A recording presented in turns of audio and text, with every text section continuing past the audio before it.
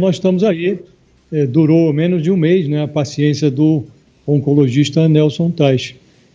Segundo ministro da Saúde, que perdeu a cabeça com o Jair Bolsonaro, em meio a uma pandemia. O antecessor, o Mandetta, ele não foi propriamente demitido, ele se deu alta, depois de um período ali em que a gestão da saúde virou uma espécie de manicômio, saúde dizia uma coisa, o presidente outra, ele se deu alta e foi embora. E o Teich, ele também não pediu demissão, ele foi empurrado para fora do governo. O Bolsonaro quis impor ao Nelson Teich o uso indiscriminado de cloroquina, o que dependeria de uma mudança do protocolo do Ministério, que hoje só prevê a utilização desse medicamento em casos muito graves, ainda assim, mediante prescrição e com a anuência do paciente, que tem que assinar ali um compromisso. E ele não concordou com isso, já vinha sofrendo nos últimos dias sucessivas humilhações. O presidente foi ao Supremo para discutir isolamento, discutir a crise da pandemia em contraposição ao problema da economia, não levou o seu ministro, levou até o filho investigado, o Flávio Bolsonaro, e não levou o ministro da Saúde.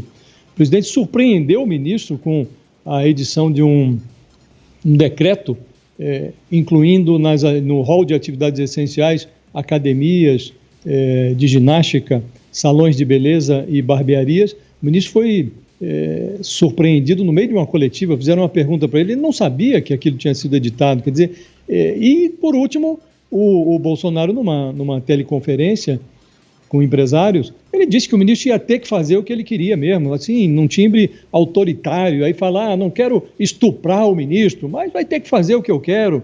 Então, é um tipo de linguajar e um tipo de procedimento que pouca gente suporta.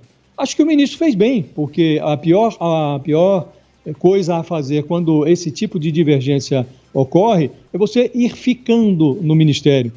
O presidente vai ter que colocar ali alguém que pense como ele, um áulico, alguém que ecoe tudo o que o presidente fala e deseja. Esse debate sobre a substituição do Nelson Teich, ele perdeu a importância, porque o Bolsonaro conseguiu transformar o Ministério da Saúde em algo irrelevante. Fez isso em plena crise sanitária. Os governadores e os prefeitos já entenderam que para enfrentar o coronavírus como eles querem, como eles acham adequado, eles vão ter que virar as costas para Brasília. Os estados e os municípios não contam mais com a coordenação, com a orientação de Brasília. Eles querem de Brasília o dinheiro, verbas constitucionais, verbas emergenciais, desse plano que o Congresso acabou de aprovar aí para compensar perdas de arrecadação, que são agravadas essas perdas pelo desligamento parcial da economia, e querem também equipamentos, naquilo que o Ministério puder fornecer, leitos hospitalares, respiradores, é o que eles querem. Orientação e coordenação, ninguém conta mais. Então, o próximo ministro da Saúde, ainda que queira dialogar, ele vai ter dificuldades para encontrar um interlocutor, porque ficou entendido que vale para o governo federal não as receitas dos doutores que passam ali pelo Ministério, mas a autoprescrição do Bolsonaro.